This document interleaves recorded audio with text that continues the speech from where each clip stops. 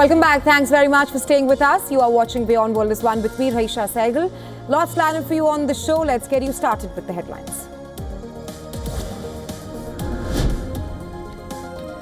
China confirms trade deal with the United States, says Washington will lift restrictive measures, while Beijing will review and approve items under export controls.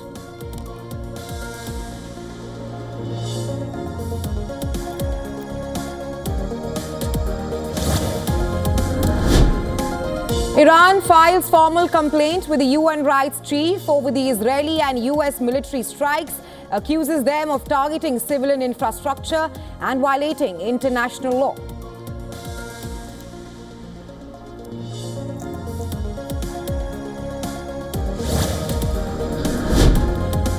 French President Emmanuel Macron says that the European Union will adopt a new set of sanctions against Russia in the coming days.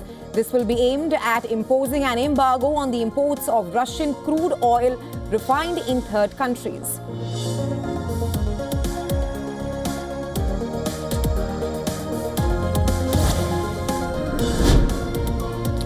A team of US negotiators is in Delhi to conduct final negotiations for a mini trade deal before the July 9th deadline. Genetically modified crops and US reciprocal tariffs are on the agenda.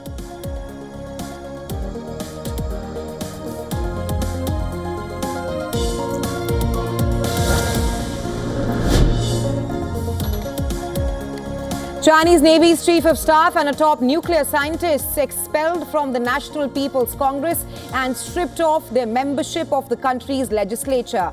Vice Admiral Li Hanzhong is the latest of a string of PLA generals and defense industry executives implicated in a sweeping crackdown on the military.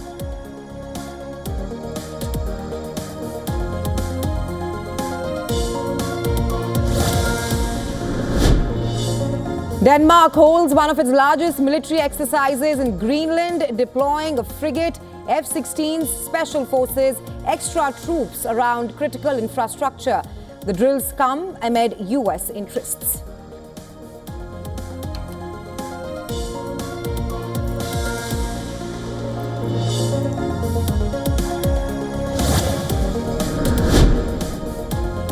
Real Madrid and Manchester City advanced to the last 16 of the FIFA Club World Cup in the US. The lineup for the knockout stages is set with the pre-quarterfinals beginning on Saturday.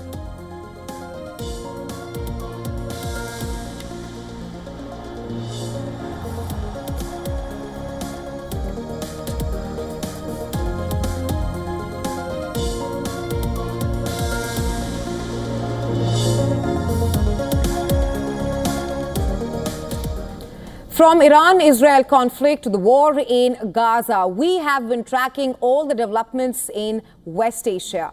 Let's now move on to our special show with Gadi Francis.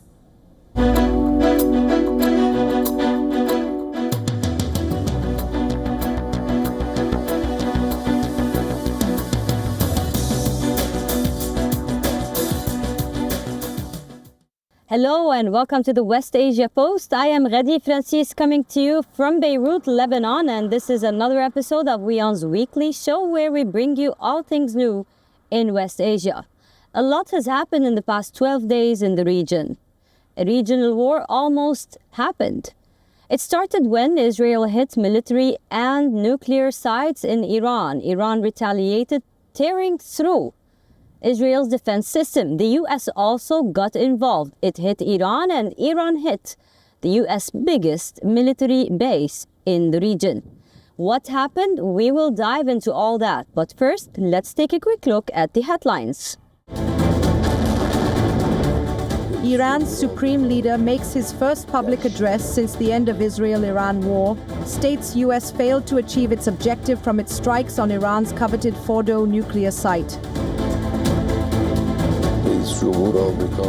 The President of the United States exaggerated events in unusual ways. They had failed to take action and had not achieved their intended objective. Iranian foreign minister says Tehran's initial assessment shows damage from 12-day-long war with Israel is serious. Araghchi denies speculation that Iran is preparing to resume nuclear negotiations with the United States.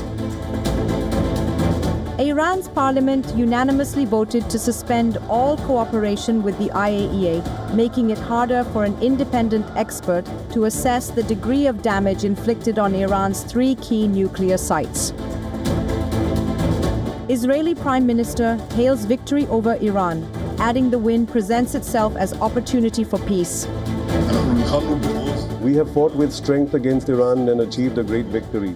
That victory opens an opportunity for a dramatic expansion of the peace agreements.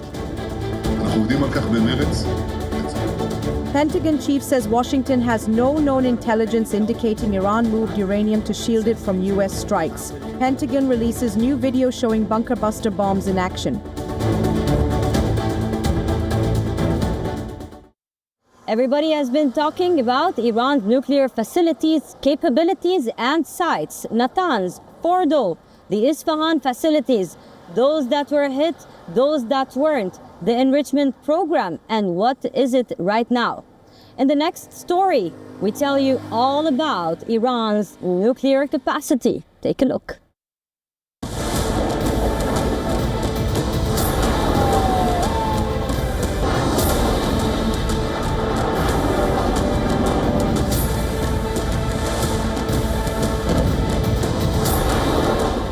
Seven B-2 stealth bombers and military aircraft deployed by Washington on an 18-hour journey to Iran. The US operation, codenamed Midnight Hammer, was focused on just 3 Iranian nuclear targets: Fordo, Natanz and Isfahan. For Fordo in particular, the US deployed GBU-57 massive ordnance perpetrators. The underground nuclear facility worked buried deep inside Tehran's mountainous terrain.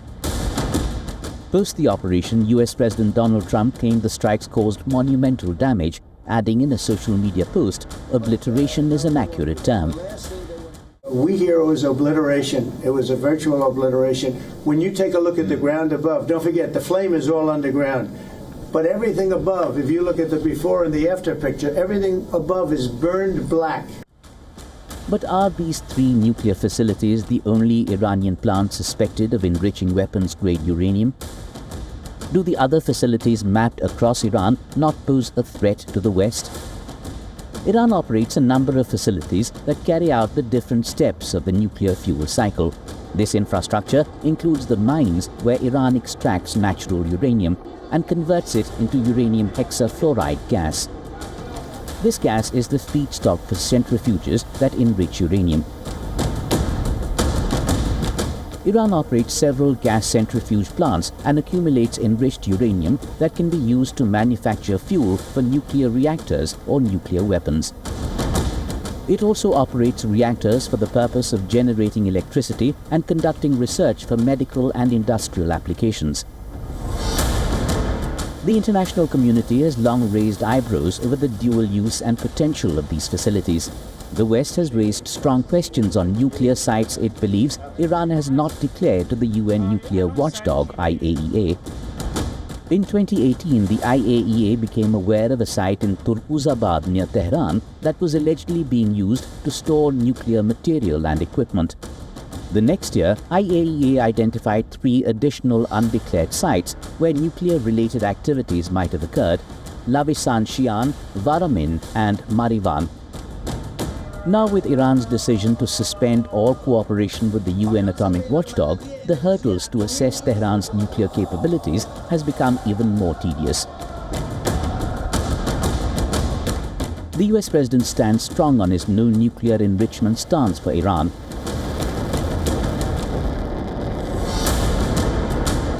Iran, on its part, remains firm that it will continue to enrich uranium. There's also the question of the Russia hand in Iran's nuclear facilities. During the 12-day-long Israel-Iran war, Iran's long-term ally Moscow consistently warned US and Israel against bombing its nuclear power station Bushehr, one of Iran's first Russian-made nuclear facilities. Because any strike on an operating gigawatt-class facility and the capacity of the first block of the operating Bushehr reactor is 1,000 megawatts is a catastrophe comparable to, or perhaps even surpassing, all known nuclear accidents in the history of mankind. Moscow started delivering canisters of enriched uranium to Bushehr back in 2007. The facility was officially linked to Iran's national power grid in September 2011, generating 700 megawatts of electricity. Later, an IAEA inspection of the plant indicated that the reactor was operating at 100% of its nominal power. Russia, the major stakeholder in the plant, had a lot to lose in the war, which risked the lives of 600 Russian workers deployed at Bushehr. With undeclared nuclear plants spread across Iran's landscape and the dual nature of its uranium sites, is it really possible for the West to negotiate a nuclear deal which stops Iran's uranium enrichment altogether? Iran is one of the most sanctioned nations in the world. Over 5,000 sanctions have been slapped on Iran by the West. And regardless of all that, they were able to build their nuclear capacities in spite of the sanctions. It seems that the West is changing its stances on Iran after the ceasefire has been in place. They're talking differently to that nation. They're saying maybe it's inevitable to talk to Iran. We tell you.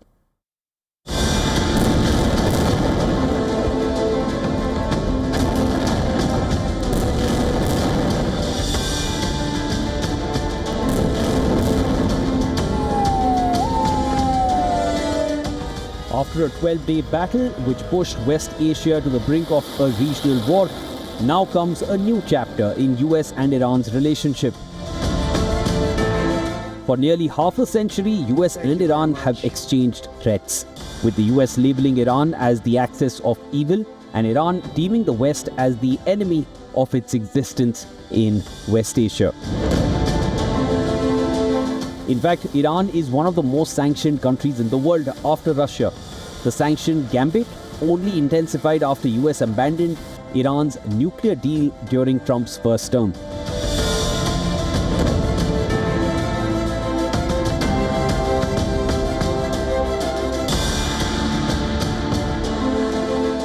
When Trump returned to the White House for a second time, he vowed to reinstate the maximum pressure policy on Iran and drive its oil exports to zero. Iran has been sanctioned at least 10 times since Trump 2.0, impacting Tehran's oil and petrochemical products, gas shipping network, and ballistic missile programs.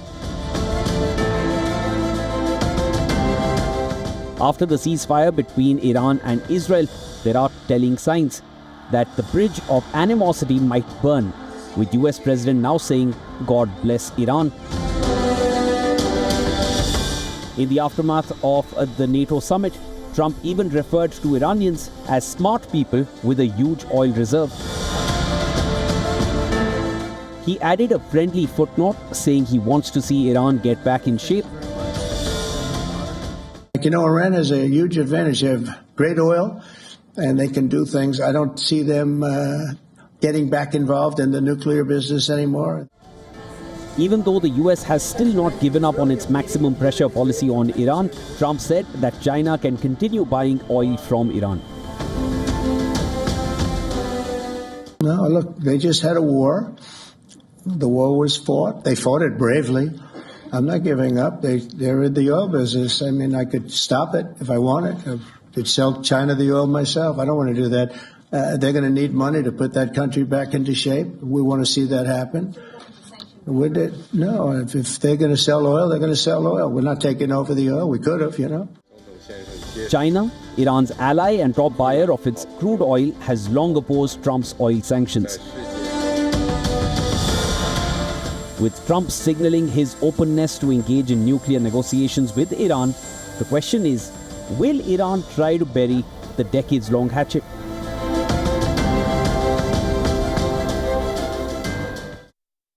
Syria has never had one day of peace, not before the regime change and not after mass killings has become the new norm. After the Alawites faced it and the Druze community faced it, now the Christians are facing it. A suicide bombing in a church in Duwayla shook Damascus in the middle of the day while people were praying. Now the Christians in Syria blame Ahmad al-Shara's regime, and Ahmad al-Shara's regime blames ISIS. Listen in.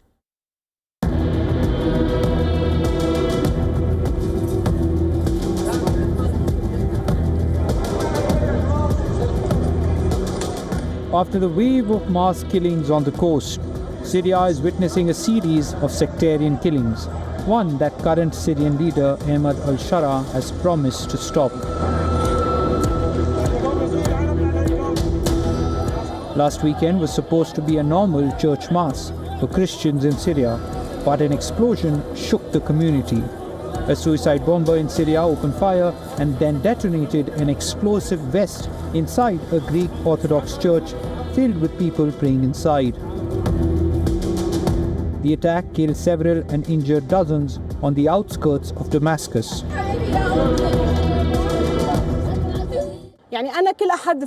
So now, should I be afraid every Sunday when I go to church to pray?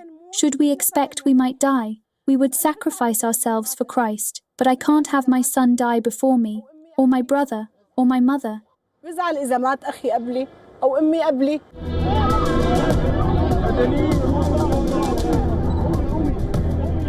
The attack on the church was the first of its kind in Syria in years, and comes as Damascus, under its de facto Islamist rule, is trying to win the support of minorities. Syria's newly formed government blamed the Islamic State group for the attack. With deep sorrow and condemnation, the Syrian Ministry of Interior denounces the heinous and criminal bombing that targeted the Mar Elias Church.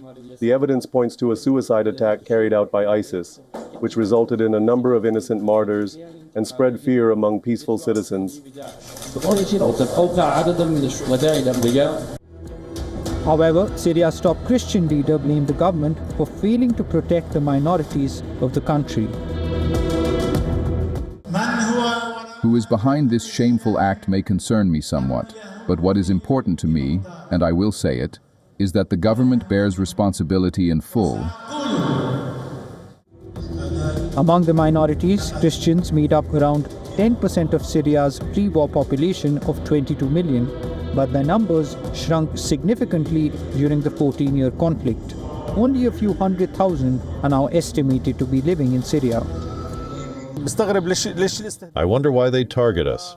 We had no benefit in anything that happened in the country. We only want for Syria to live in peace. While the new leadership is attempting to integrate these fighters into Syria's national army, which still struggles to unify rival militant factions, some are reportedly being targeted for recruitment by extremist groups like the Islamic State.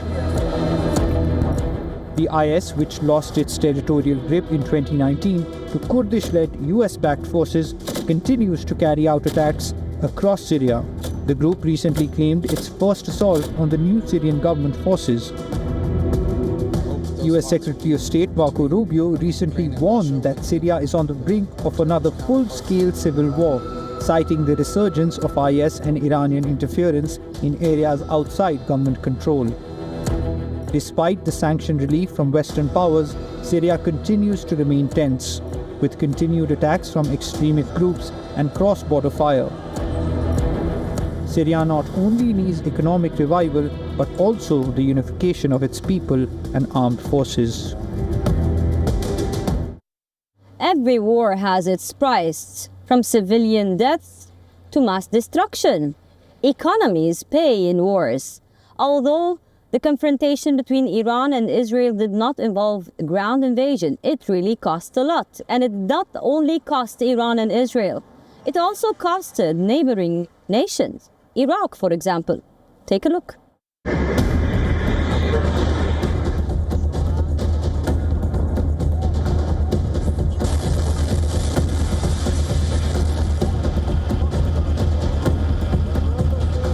The two archenemies, Israel and Iran, have separately declared victory over each other in the 12-day air war, which pushed West Asia on the edge. We have fought with strength against Iran, and achieved a great victory. That victory opens an opportunity for a dramatic expansion of the peace agreements. We are working vigorously on that. Along with the release of our hostages and the defeat of Hamas, there is a window of opportunity here that must not be wasted. I want to congratulate the great Iranian nation. I would like to offer a few congratulations to the nation. First, congratulations on the victory over the fallacious Zionist regime. Despite all the noise and claims, the Zionist regime almost collapsed under the blows of the Islamic Republic. The massive bombards has not only costed Iran its civilians, but also hurt its operation centers. One of Iran's most prestigious and old state broadcaster building was devastated by Israeli strikes. Behind me is the broadcasting studio of the IRIB News Network, which you can go and see up close. In this studio, when the news anchor was broadcasting live and millions of people were watching it, Israel launched more than 6 missiles, with 2 of them hitting the building behind me and 3 hitting the top of the studio.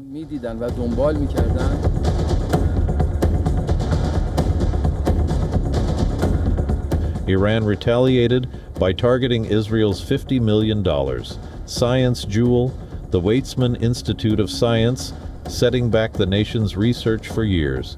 Reports say the attack destroyed labs that were studying neurodevelopmental disorders, cancer, and adult heart disease. It will take us a lot of time to essentially recover from this, because some of these experiments really took a lot of time, and we collected tissues. For example, experiment that ran for half a year or 1 year, and you collect the entire process, you collect the tissues from, and you wanted to analyze all these tissues in one day, and you realize that there are no tissues. Everything is gone.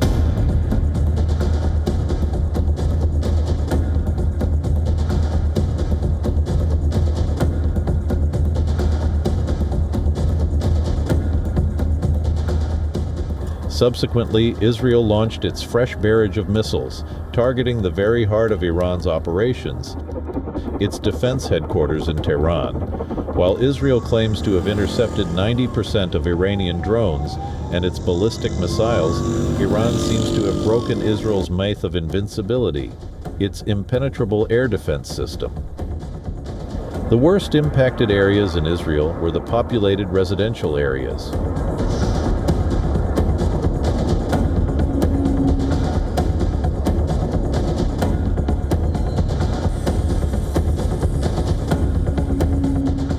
One of the worst impacted areas that came under direct hit of Iranian missiles is city of Ramat Gan, with blown-out buildings, destroyed vehicles, and streets strewn with debris.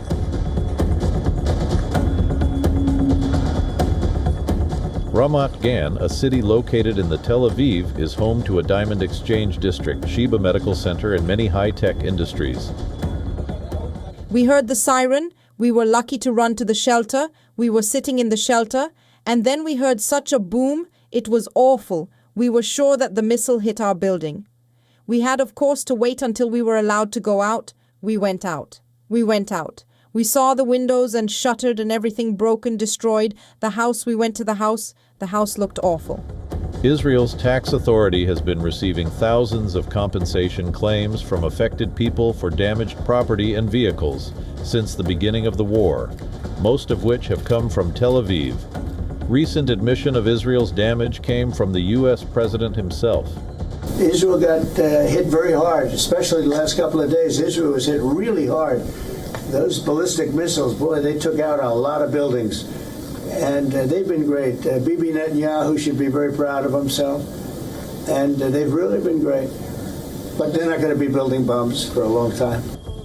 Civilians in Iran paid the price of aerial war, with over 600 deaths and 4,000 injuries. In the past week, a new kind of warfare took shape in West Asia, one that goes beyond missiles and airstrikes.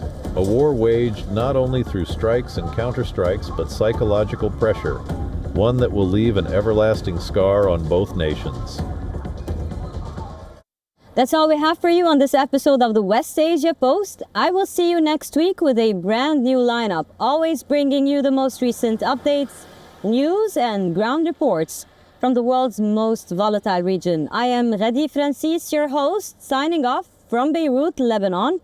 For more global news, keep on watching WION World is One.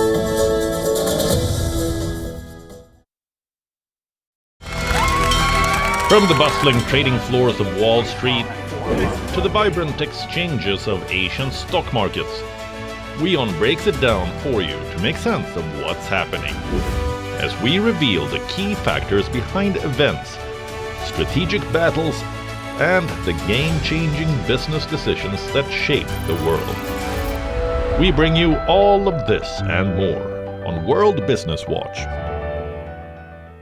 WION, India's global voice, the channel that brings you the biggest stories from across the world through India's lens. Now available in more than 190 countries worldwide, because we believe that the world is one. Watch us in Africa, Europe, USA and Canada, South America, Asia Pacific, Middle East and North